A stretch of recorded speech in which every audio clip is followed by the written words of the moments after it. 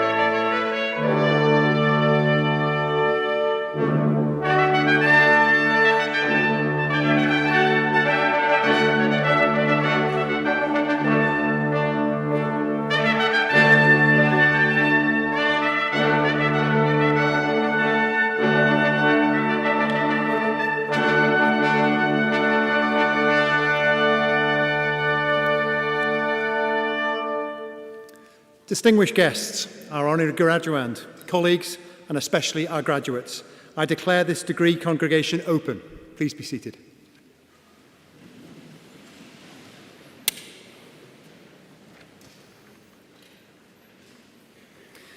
Today we are awarding degrees, certificates and diplomas to those who have completed academic studies at the University of Kent. I want to thank the Dean for allowing us to use the wonderful venue of Rochester Cathedral for today's ceremony. This is, of course, a very special occasion. It's the culmination of much hard work and dedication. As Deputy Vice-Chancellor, I want to welcome everyone who is able to be a part of the celebrations today. 2 years ago, our lives were turned upside down when the pandemic struck. We had to quickly rethink much of what we had taken for granted: how we work, how we learn, how we teach, how we undertake research, how we interact with one another, and so much more. Our graduates showed extraordinary resilience and commitment to complete their studies, and we are very proud of them and the way that they rose to the challenges and overcame them. You've made it. I want to thank the members of their family, their friends, their supporters who are here as well, and for those who are not. You have all provided support in so many ways for our graduates, and all of you deserve our thanks and congratulations as well. I also want to thank the members of the university staff who have supported our graduates throughout their studies and the broader life of the university. Many of those staff are here today, either on the platform or are volunteering in the cathedral, but there are countless others who have contributed to the success of our graduates. It is our community, our family, the staff and students together that make the University of Kent such a successful institution. Graduates, I am proud to see you today. You are proof, if proof were needed, that University of Kent students are truly extraordinary. We have seen that demonstrated during the pandemic when everyone pulled together to look after each other, supporting each other through periods of isolation, keeping one another safe. Many of our students and staff worked hard to support the fight against COVID. Some contributed through the production of essential PPE or through research. Others, including those students who remained living locally, were on the front line of support for the nation as healthcare workers, as delivery drivers, as supermarket staff, or as volunteers in the community, helping those who were shielding.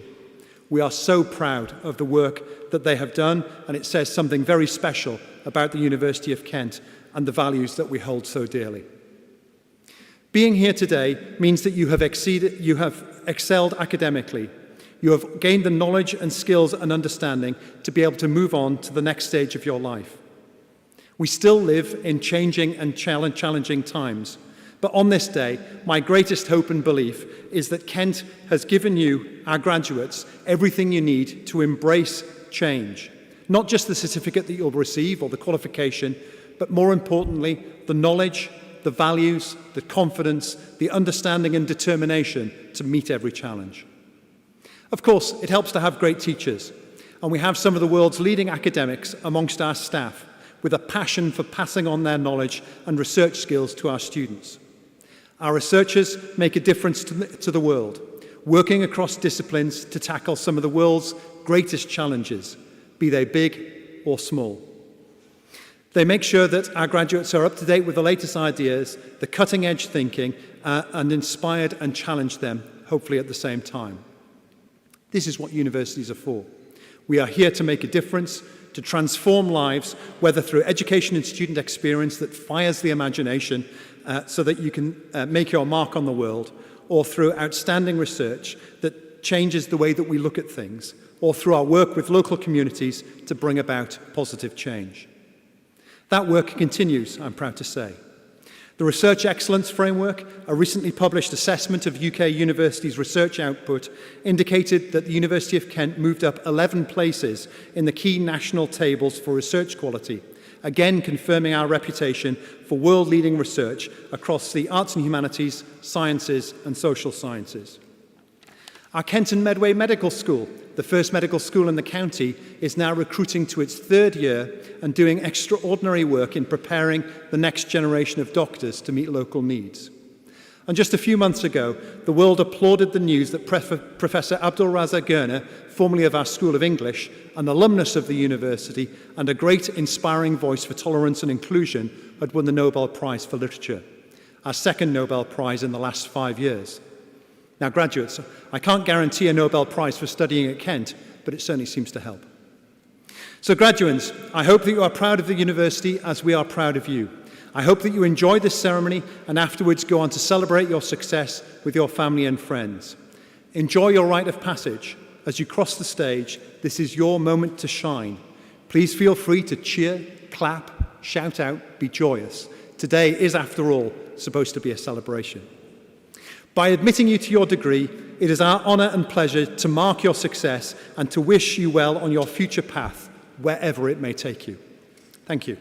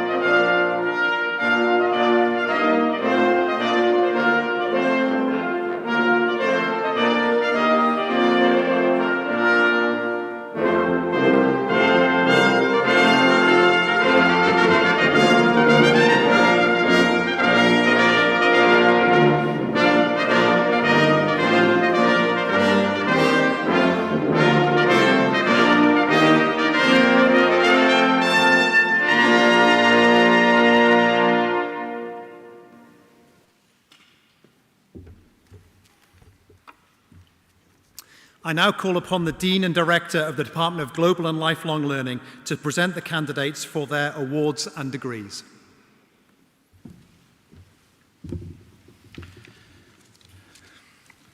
Most Honourable Deputy Vice-Chancellor, to you and to the whole university, I present these candidates from the Department of Global and Lifelong Learning found worthy to be admitted to degrees.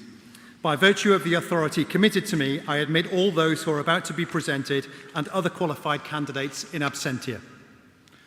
For the award of foundation degree, Emily Ann de Courcy Burton.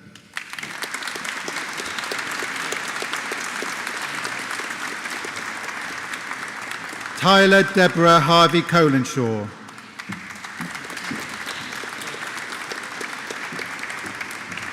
Oscar Max Dew.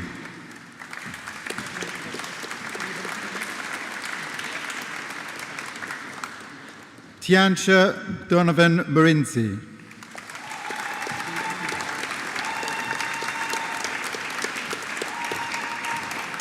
Nafisa Rahman.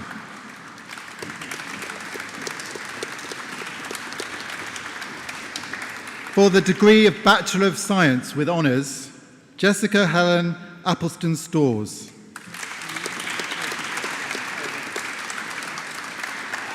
Hayley Cunningham.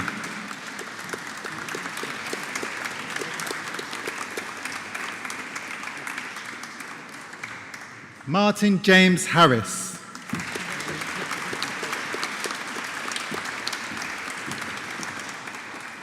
For the degree of Master of Science, Ali Al-Bayati.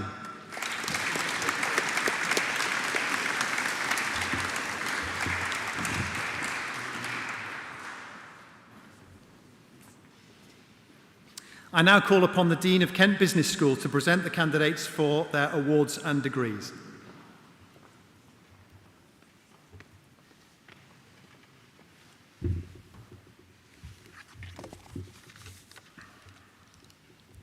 Most Honourable Deputy Vice-Chancellor, to you and to the whole university, I present these candidates from Kent Business School found worthy to be admitted to degrees. By virtue of the authority committed to me, I admit all those who are about to be presented and other qualified candidates in absentia. For the award of certificate, Michael William Thomas Irons Cohen.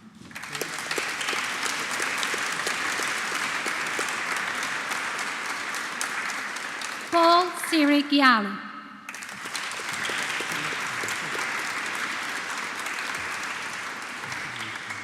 For the degree of Bachelor of Arts with Honours, Telexon Alois de Terran.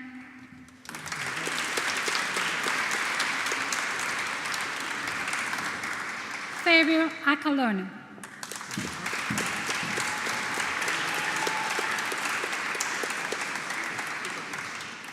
Rebecca Badmus.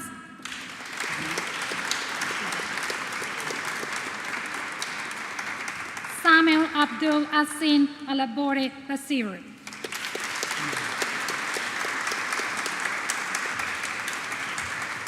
Camila Modupe Afoke Bello.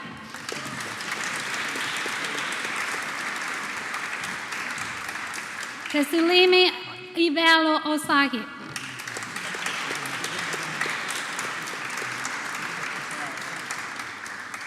Noderbek Bobomurad.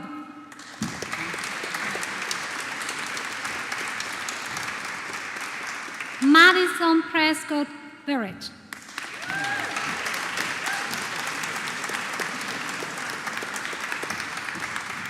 Terry Louise Craston.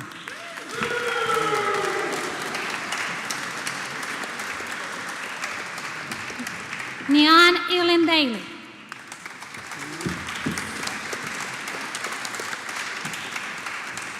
Julie Derval.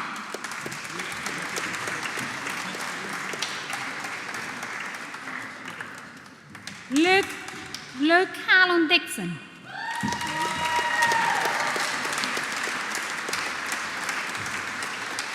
Christina Dima.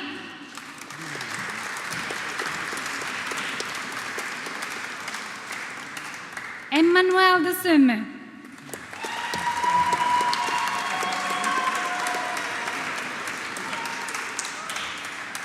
Sergio Christophe Duque.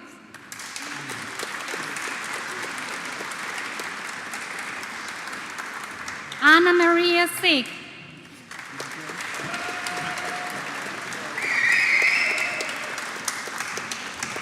Andre Fade.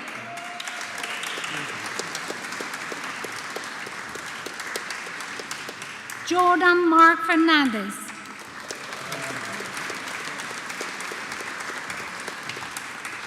Olajemi Amubusola Fawara.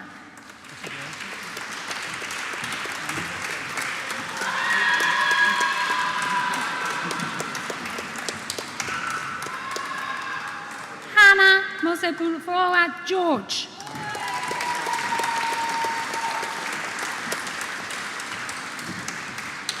Samir Gurung.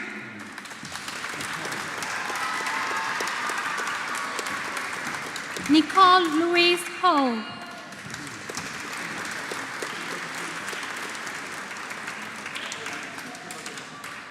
Dean Asaf Humunda.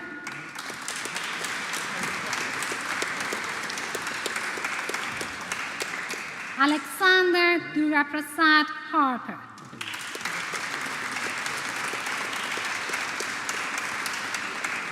Ivani Oyas Heskey.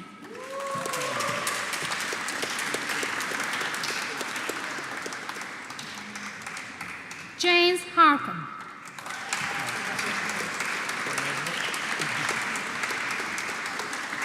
Asad Javed.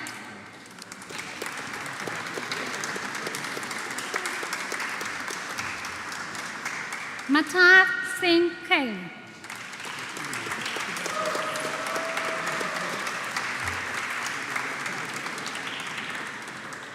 Roshini Kaur.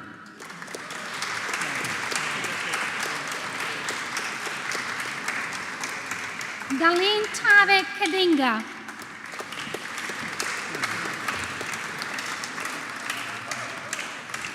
James Kennison.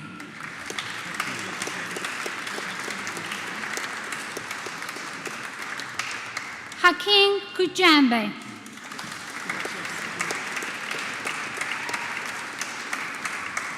Mateusz Lukonski.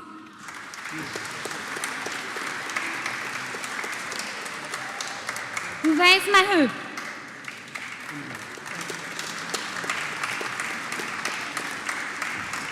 Andre Gabriel Martinez Mijosi.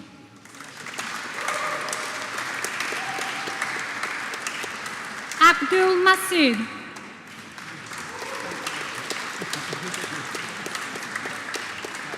Isa Michael Wekumesan.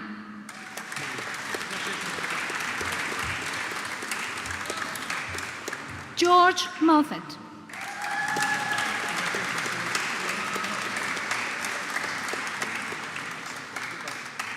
Arabella Elizabeth Morgan.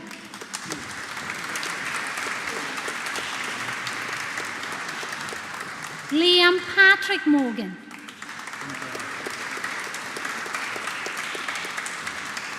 Andre David Moraim.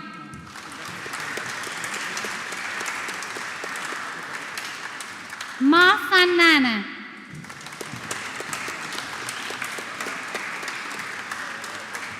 Laksajan Naveen Rasa.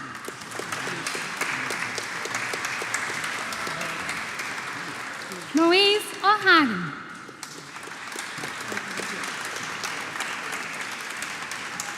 Catherine Olujinka.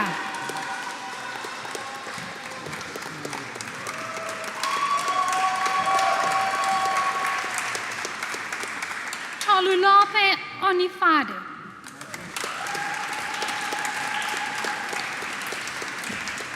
Michael Owari.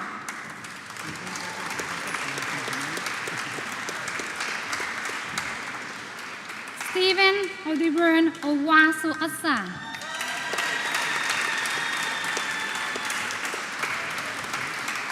Jisan Otruk.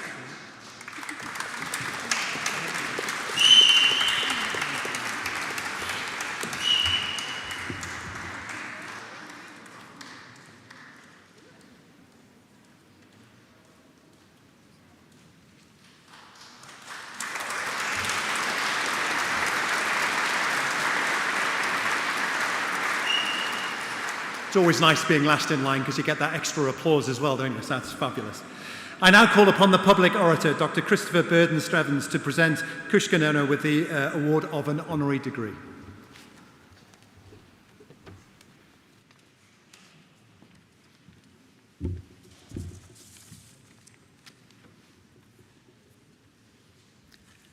Most Honourable Deputy Vice-Chancellor, graduands, graduates, families and friends, today is a day for celebrating game changers. Today we recognise the achievement of graduates of our Kent Business School and Kent Centre for Degree and Higher Apprenticeships. You've succeeded against all the odds. Online lectures, Zoom meetings, Moodle quizzes. These are probably words that you didn't want to hear again. With resilience, with patience, and with hard work, you have taken it all in your stride. And so today, we rightly celebrate you.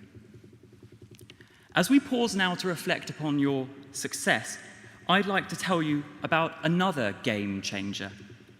Cush Kanodia has dedicated the past 10 years of his life to campaigning for the rights of disabled people. If you're looking for an example of the extraordinary impact that your resilience, your patience, and your hard work can achieve, then look no further. Cush's work as a champion for equality of access for disabled people has transformed the way in which many hundreds of thousands of people today now access public spaces and critical services. Cush's journey will be familiar to many students of our business school, in fact. He graduated in 2000 with a management science degree and went on to work in investment banking for companies such as Bloomberg, HSBC, and Lehman Brothers. After returning to the University of Kent to study for an MBA degree, Cush returned to investment banking and he worked for Morgan Stanley until the financial crash of 2008 and 2009. The financial crisis changed everything for so many of us, but for Cush, it was a real wake-up call. To quote his own words, he realized at this point that profit without purpose is meaningless. What is the purpose of our skills and talents? Where should we direct that resilience, patience, and hard work that so many of you today in this room have shown, if not to make our society better? Cush's transition from investment banker to disability champion began with this principle, and he spent the last 10 years putting that principle into practice. Cush himself struggled with disability in his youth and often spent his school years in pain. Now he had this opportunity to help others based upon his own experience. Shortly after the financial crash, he founded the charity Choice International, which uses sport and games as a way of improving support and inclusion for disabled people not only in the UK, but also in the global south and especially in India. Improving access to sport has been an important part of Cush's fight for disability inclusion. Cush is a keen football fan. Apparently he supports Chelsea, but there we are, we can't get everything right, can we? A few years after founding Choice International, Cush was invited to be a torchbearer at the London Paralympic Games in 2012. This was a turning point, both for Cush personally and for his advocacy work. His initial charity work had had a slow start, and Cush struggled to make that breakthrough that he'd been waiting for. But with the London Paralympic Games in 2012, barriers came down. Cush told me that before this point, he used to think of his disability as a curse. But now it gave him the opportunity to make an impact, to fight for others, to create systems change for disability inclusion. In his own words, I quote, "My disability no longer held me down, it became something to lift me up." After the London Paralympic Games, Cush joined Level Playing Field, a UK charity which seeks to improve access to live sport for disabled people. This was the beginning of a David and Goliath battle, his words, not mine, against the Premier League. At that time, major stadiums like Stamford Bridge had only limited wheelchair spaces, a few spaces in a 40,000-seat stadium. Level Playing Field was asking for reasonable adjustments to make Premier League stadiums more representative of the number of wheelchair users in society. After a long struggle, Cush and his colleagues succeeded in changing not only Stamford Bridge's approach to disability inclusion, but the whole Premier League. This fight required Cush to intervene at the very highest level. He was making representations to peers in the House of Lords and to government ministers and the media in order to make these spaces accessible to disabled people on equal terms. The next important step for Cush was transforming access to healthcare. As a governor of Chelsea and Westminster Hospital, Cush was dismayed to learn of plans to charge patients for access to disabled parking spaces. For Cush, this was a step too far. Only 1 in 3 London Underground stations are wheelchair accessible. For many disabled people, free parking at our hospitals is essential for making their regular appointments possible. Cush began a national campaign to abolish disabled car parking charges in England hospitals and to provide the free parking that is already on offer in Scotland and Wales. The campaign was a national success. With the support of the charity Disability Rights UK, Cush and his colleagues persuaded all the main political parties to commit to abolishing disabled car parking charges from hospitals in their 2019 general election manifestos. The ban on disabled parking charges finally came into effect in April of last year. It's difficult to exaggerate the impact of this change. There are 2.5 million blue badge holders for disabled parking in England. Thanks to the tireless work of Cush and his colleagues, 2.5 million people, often those most vulnerable and most in need after a decade of austerity and cuts, can now access free parking in all 206 NHS Trust hospitals in England. This is by some margin the single largest and most impactful change in the treatment of disabled people in the history of the National Health Service.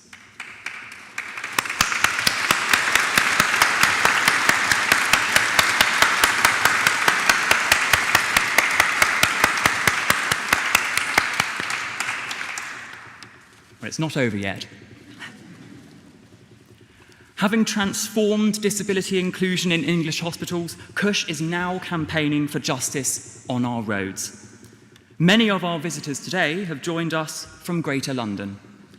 If you are one of the parents who have battled here in a heat wave on the M25 or the A2, then I personally salute you. But disabled people are facing even bigger challenges on our roads than a passing heat wave. The new ultra-low emissions zone is soon to be extended throughout Greater London. This important step to make London greener will levy a charge of £12.50 on vehicles that are not compliant with the low emissions policy. But it's estimated that there are between 20 and 30,000 disabled blue badge holders with non-compliant cars who will be disproportionately affected by this change. Cush is now fighting to persuade the Mayor of London to exempt blue badge holders in London from this policy, to lessen its impact upon disabled people who are already struggling so much financially with the cost of living crisis and inflation. In Cush's own words, climate action has to go hand in hand with climate justice and social justice. Cush's campaign has attracted national attention. With the backing of the Green Party and the Conservative Party and extensive media coverage, the changes being proposed by Cush and his colleagues are even now being debated in the London Assembly. If successful, Cush's campaign to ensure that the impact of low emissions policies upon disabled people is properly considered may be a model for climate action not only in London, but in major cities across the globe.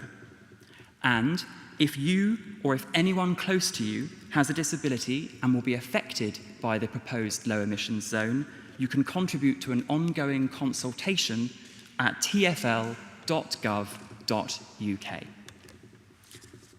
So today is indeed a day for game changers. Cush Canodia's service to disabled people over the last 10 years has had a profound, lasting impact upon millions of people in this country alone. From the football pitch to the motorway, Cush Canodia has fought indefatigably to change the rules of the game for the better. He's today recognised as one of the leading social entrepreneurs and disability rights advocates in the UK. He's been featured in the Financial Times, the Social Entrepreneur of the Year Awards, and he is second in the Shaw Trust's list of the 100 most influential disabled people in the UK. For me to recommend him for an honorary degree is therefore a great privilege. Like our graduates, Cush is joined today by his family, his mother, father, sister, niece, and his closest friends. When we spoke last week, I asked him how he'd kept going, even in moments of self-doubt. He replied that, I quote, "If it wasn't for the faith and belief of my parents, I wouldn't have been able to achieve anything. With them, I have been standing on the shoulders of giants." I'm sure that many of our graduates would say the same about their parents in this room today. Whether you're graduating today from Kent Business School or from our Centre for Degree and Higher Apprenticeships, we are confident that you too will be game changers. You are the future leaders in the worlds of business, management, finance, tech, consulting, and in the trades and industries that keep our country going. But as you follow that path, remember, in Cush's words, that profit without purpose is meaningless. Whatever you do to make our society a better place, do it with even half of Cush's commitment and conviction, and you will do it well. Most Honourable Deputy Vice-Chancellor, to you and to the whole university, I present Cush Canodia to be admitted to the degree of Doctor of Sciences honoris causa.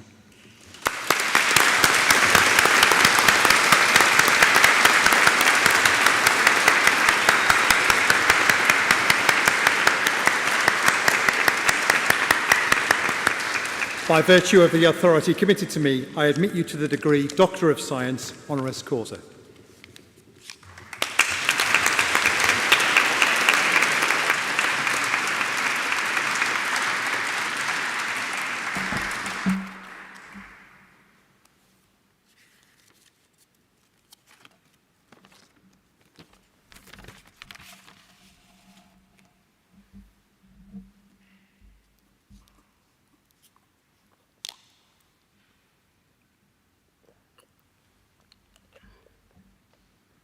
Deputy Vice-Chancellor, fellow graduands, honourable guests, friends and family, I am truly grateful and blessed to receive this honorary degree of Doctor of Science from the University of Kent with Kent's Business School. To receive this recognition from the University of Kent for my inspirational career as a disability and rights champion and social entrepreneur means so very much to me. I love Kent. I am Kent. 3 years ago, I transformed the largest health system in the world, NHS England. For a long time, I thought this story would never be known. So how does a disabled citizen accomplish such a feat? It was on the 4th of July in 2019.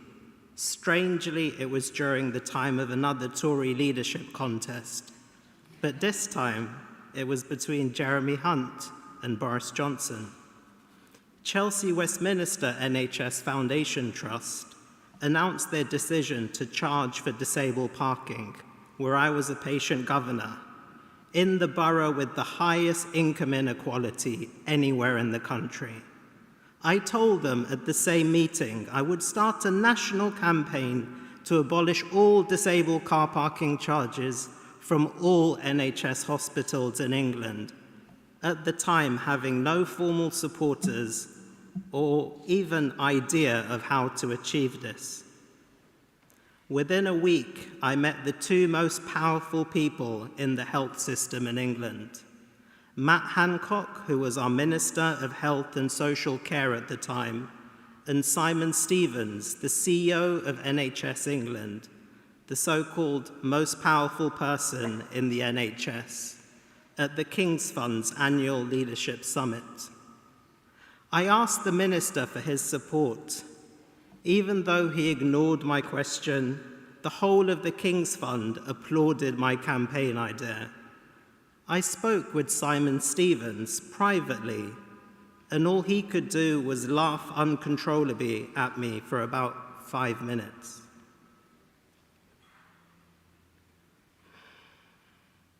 In the same conference, I was ignored, applauded, and laughed at by the most powerful people in the health system in the NHS. In fact, it followed exactly the quote from Gandhiji. First they ignore you, then they laugh at you, then they fight you, and then you win. There were journalists in the audience from the Times and the Telegraph. They contacted me on LinkedIn, wanting an exclusive story. So I left the conference and I did the interview. The following day, the Daily Mail also contacts me. So honoring my commitment, I passed them on to one of my colleagues. Within a couple of weeks of Chelsea Westminster's decision, we were published in 3 national newspapers. But I was shocked to see my interview in the Daily Mail and my colleague's interview in the Times and the Telegraph, even though we never actually had spoken to those respective newspapers. The following day, the campaign was also featured on the BBC. I ended up working with MPs from all the main political parties and got the campaign into both Labour and Conservative manifestos for the general election in 2019. I was surprised that even though we were published in the Telegraph a few months earlier, when they announced the policy to abolish all disabled car parking charges in all NHS hospitals in England, they had Boris Johnson on the front cover with his dad and positioned the policy change as his idea and made no mention of my campaign.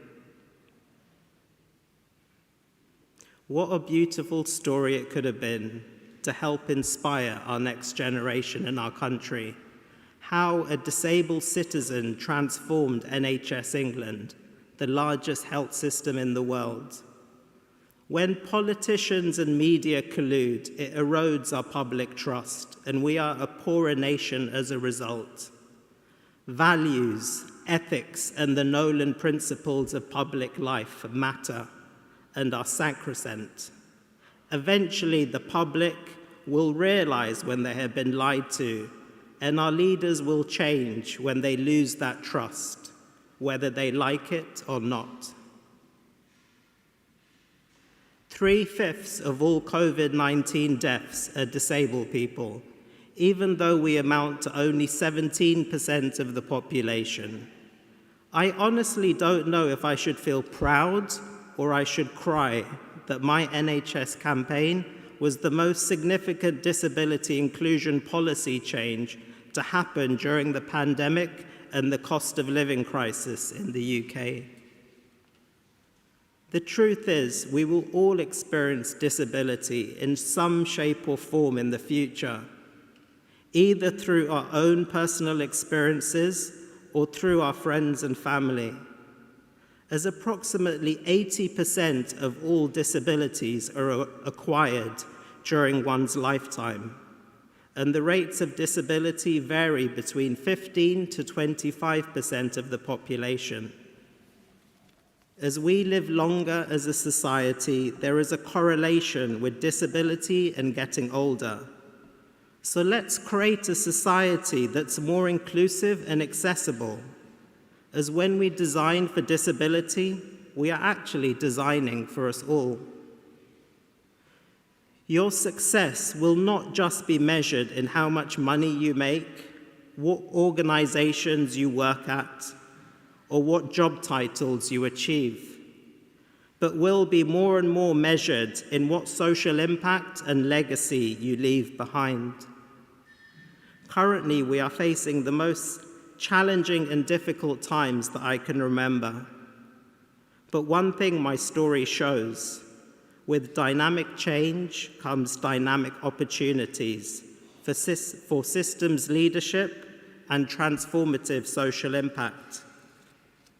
What's missing from our systems today is the courage to speak truth to power. For this, we need to focus on inner change, to know thyself before outer change, reframing our curses to blessings, having faith, belief, and confidence, to sometimes just trust and go with emergence. I wanted to congratulate all of you graduating today. What you have achieved is a truly wonderful accomplishment in the most difficult of times. I wanted to thank my friends and family who are here today, for all the people who could not be here today, from my dear brother, Love Kanodia, who passed away during my MBA, to Dr. Alia Kawalit, whose nomination made all of this possible, and to my parents. I hope you're proud of me. We now have 2 doctors in the family. I leave you with one of my favorite quotes from one of my role models, a disabled person, the father of computer science, and a person who shaped both the history and the future of Europe, Mr. Alan Turing. Sometimes it is the people who no one imagines anything of who do the things that no one can imagine. Thank you.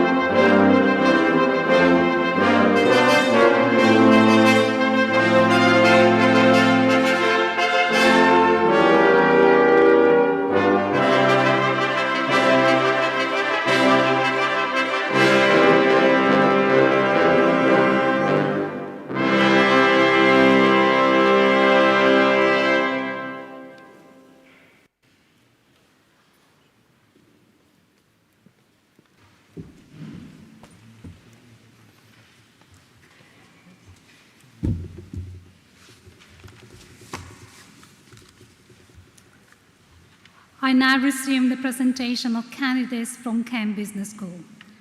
Georgia Parisis.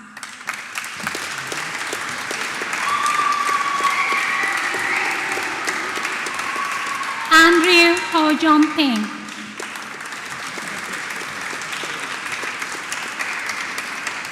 Jessica Pei.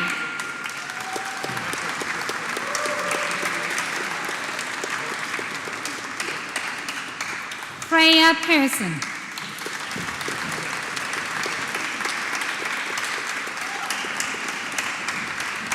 Jose Adelino de Jesus Pereira.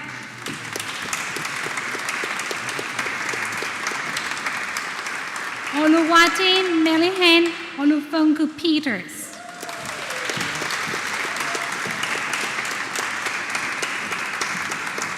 Lauren Porno.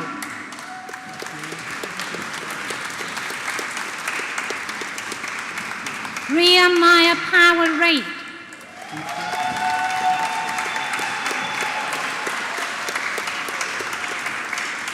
Moisa Kire.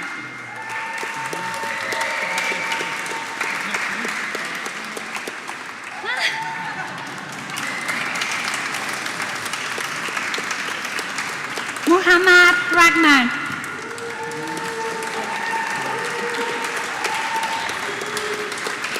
Alice Ramsey.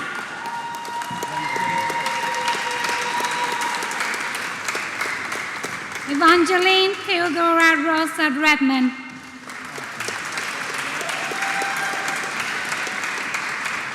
Alfred Stanley Redmond.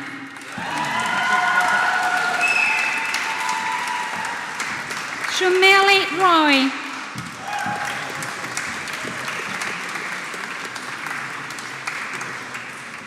Charles Henry Ralston Webb.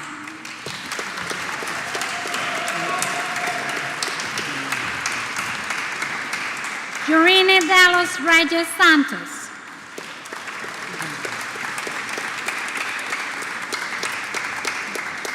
Philippa Alice Simmons.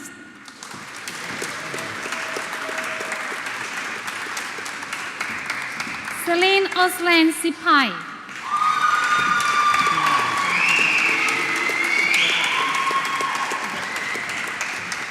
Terry James Anthony Small.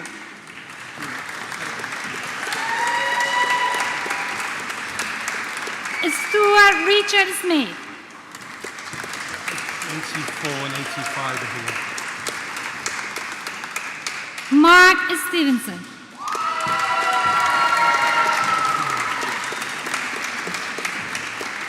Saint Stevenson.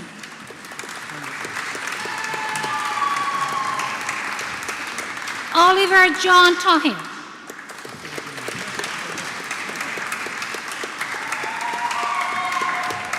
Esiogini Alexander Ukereg. Anthony Uke.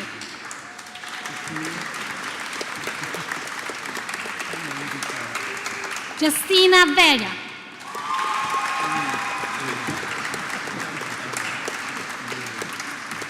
Luis Weller.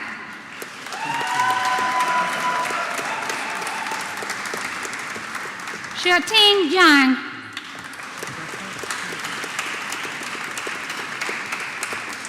Rebecca Olamide Yusuf.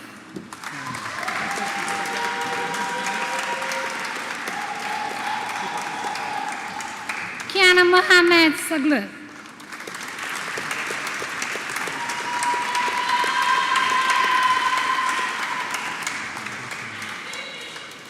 For the degree of Bachelor of Science with honors, Adeitan Adedaji.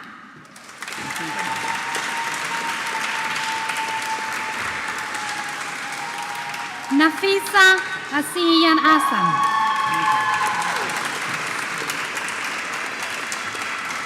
Nisa Gassi Abdul Mohsen Justin Ali.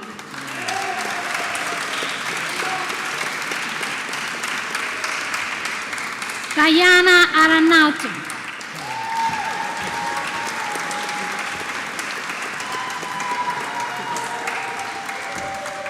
Charles Raymond John Azopardi.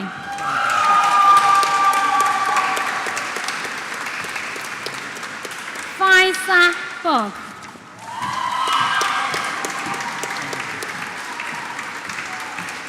Alexander Braham. 101, 102, 105. Jacobo Javier Carlotti.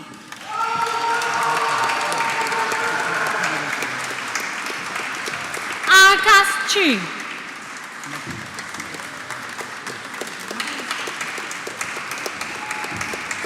Megan Rose Denny.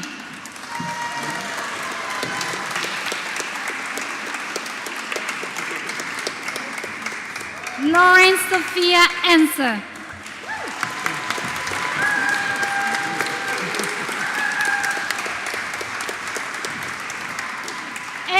Kelly.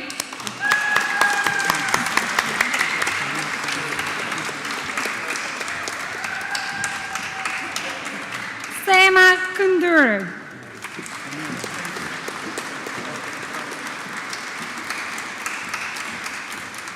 Jumarai Mitabona Machacha.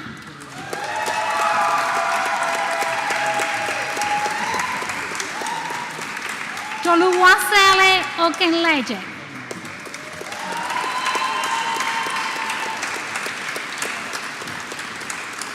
Ella Marie Susan Payne.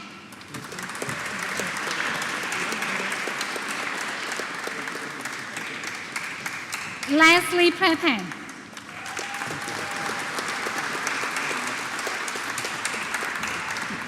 Igor Rastochikov.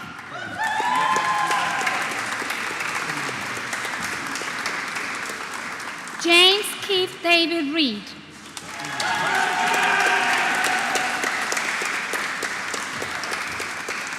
William Rodriguez.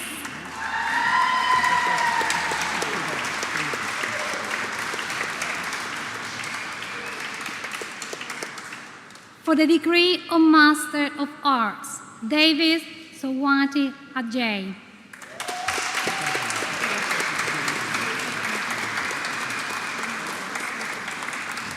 Dalian Venetia Beaver.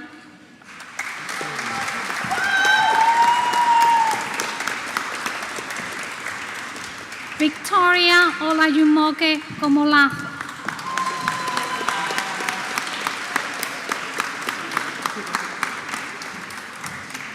Temitop Mojisole Abijanka.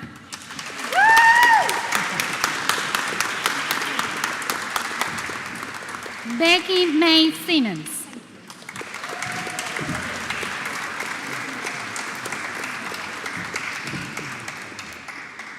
For the degree of Masters of Science, Stephen Paul Barwick Biggs.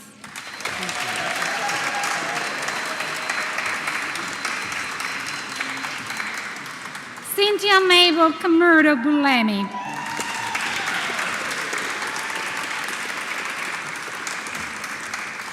Jadichi Iken Ifudu.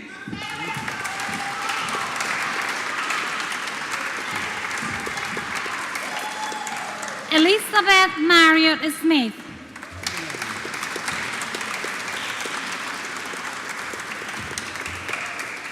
Tiwalola Olewasum Nosiru.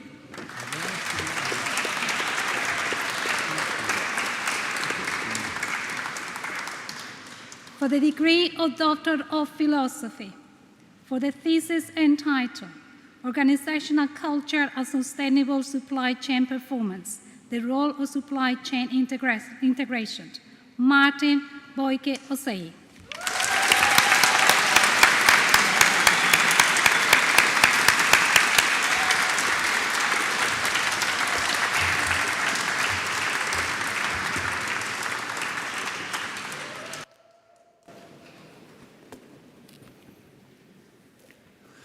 Those of us who have the honour and privilege to work in the university sector find graduation days some of the most exhilarating that we can have during the academic year. This year has been unusual. This is the last ceremony of the current cycle for the University of Kent and represents the 50th degree ceremony that we've had. Catch-up ceremonies and then this year. So I'd just like to thank all of the staff who've been involved in delivering the degree ceremonies since April all the way through until now, and thank them on behalf of the university for all the work that they've put in.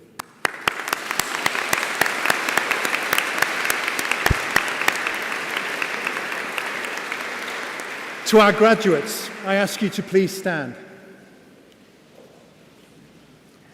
This has been an occasion of great celebration of your achievements, and we wish you all the very best. Throughout this ceremony, you have been roundly applauded by your friends, family and supporters, those who've helped you get to where you are today. It's now your turn to reciprocate. Can I please ask you to put your hands together and thank everyone who's here and who's been supporting you.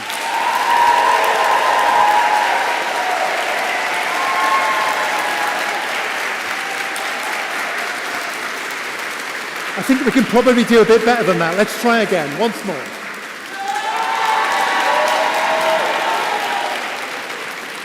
That's more like it. I know that some of our graduates will be continuing with further studies, but for many of us who are leaving into the world of work or other occupations, I implore you to keep in touch with the university. You'll always be welcome in your return. We have one of the most extensive and lively alumni associations of any university in Britain, and which I hope you will join and be active in. Finally, may I thank everyone for coming today and wish you all a safe journey home. I declare this congregation closed.